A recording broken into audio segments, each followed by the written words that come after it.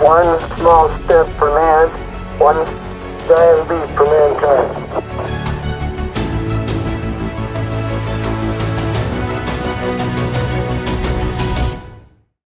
हे guys, कैसे हैं आप लोग। आज हम बात करने वाले हैं इंसान के पहले कदम की जो उसने मून पर रखा था।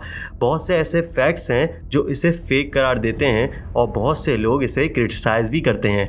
16 जुलाई 1969 को जिस शख्स ने मून पर पहला कदम रखा था उसका नाम नील आर्मस्ट्रॉन्ग था और उनके साथ 2 एस्ट्रोनॉट और भी मौजूद थे जिनमें बस एल्ड्रिन और माइकल कॉलिंस शामिल हैं, जिन्हें लोग बहुत कम जानते हैं। लेकिन आप लोग ये बात सुनकर हैरान होंगे कि इस मिशन की असल वजह कोल्ड वॉर थी। जी हाँ, वही कोल्ड वॉर जो अमेरिका और सोवियत यूनियन के दरमियान चल रही थी। सोवियत यूनियन में रशिया, यूक्रेन और बहुत से ममालिक शामिल थे। 1957 में सोवियत यूनियन दुनिया का पहला ट्रांसकॉन्टिनेंटल मुल्क बन गया जो स्पेस में गया और दुनिया की पहली आर्टिफिशियल सैटेलाइट भी लॉन्च करी। इस तरह अमेरिका और सोवियत यूनियन के दरमियान स्पेस में जाने की दौड़ शुरू हो जाती है और अब अमेरिकन गवर्नमेंट और उस वक्त के president John F Kennedy meeting रखते हैं कि कैसे हम सोवियत यूनियन से आगे निकल सकते हैं। और फाइनली जॉन एफ कैनेडी इस बात को सामने रखते हैं कि अब हमें इंसान को मून पर लैंड करवाना है। लेकिन बहुत से लोग इससे कुछ एक्सपेक्ट नहीं कर रहे थे क्योंकि उस वक्त लेटेस्ट टेक्नोलॉजी मौजूद ही नहीं थी।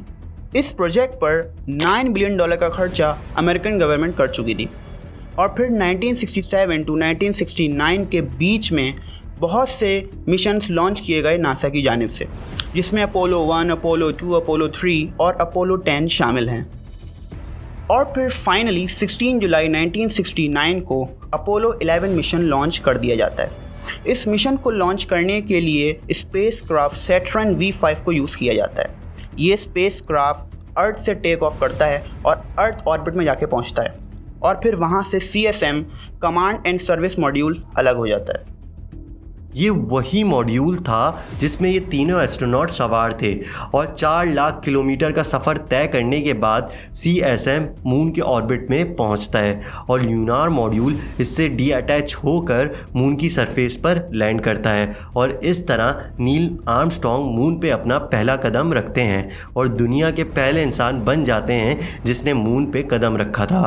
2, 1, 0, all engine running. Liftoff. We have a liftoff. 32 minutes past the hour. Liftoff on Apollo 11.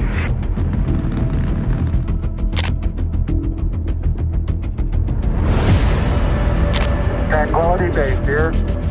The Eagle has landed. अब आते हैं हम उन फैक्ट्स पर जिसको क्रिटिक्स ने फेक करार दिया था। इनमें सबसे पहले अमेरिकन फ्लैग का लहराना था। सरफेस ऑफ मून पर तो एयर मौजूद होती ही नहीं है, तो फिर ये फ्लैग यहाँ पे किस तरह हिल रहा है। इसका आंसर नासा ने हमें इस तरह दिया कि इस फ्लैग को प्रॉपरली एक्सटेंड करने के लिए एक इलास्टिक हॉरिजॉन्टल एल्यूमिनियम रॉड का इस्तेमाल किया गया। ये रॉड सही से एक्सटेंड नहीं हो पाई, जिसकी वजह से हमें रेबल्स देखने को मिले। एक और थ्योरी ये उठाई जाती है कि मून पे ऐसे शैडोज़ कैसे बन रहे हैं जैसे कोई फिल्म बन रही हो और डिफरेंट पर्सपेक्टिव्स की लाइट रखी हुई हो। लेकिन नासा इस बात का जवाब इस तरह देता है कि सन ओनली सोर्स नहीं है मून पर लाइट का, क्योंकि मून की सरफेस भी लाइट को रिफ्लेक्ट करती है, जिसकी वजह से हमें ये अजीब व गरीब शैडोज़ दिखने को मिलते हैं। एक और क्वेश्चन बस एल्ड्रिन की पिक्चर से रिलेटेड उठाया जाता है। इस पिक्चर में बस एल्ड्रिन के हेलमेट पर नील आर्मस्ट्रॉन्ग की रिफ्लेक्शन नज़र आ रही है, जबकि नील आर्मस्ट्रॉन्ग के हाथ में कोई कैमरा भी नहीं है। तो ये पिक्चर किसने खींची? इसका आंसर हमें नासा ने इस तरह दिया कि ये कैमरा नील आर्मस्ट्रॉन्ग के हाथ में नहीं बल्कि बस एल्ड्रिन के सूट में माउंटेड था। इसी वजह से ये पिक्चर उन्होंने खुद खींची।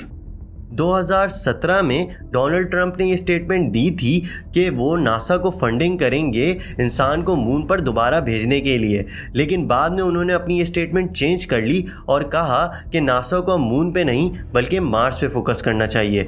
Returning American astronauts to the moon for the first time since 1972 for long-term exploration and use this time. लेकिन नासा ने अपने एटमॉस प्रोग्राम के जरिए उनकी इस बात को गलत साबित किया और कहा कि वो 2025 तक मून पर एक औरत को भेजेंगे जो मून पर पहला कदम रखने वाली औरत होगी।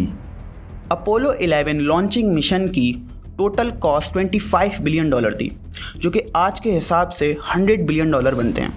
इतनी ज़्यादा पैसों के बाद अमेरिका को बहुत ज़्यादा क्रिटिसिज्म देखने को मिला। खैर, एक बात तो कही जा सकती है कि इस एरा के एंड तक हम ज़रूर इंसान को मून पर देखेंगे।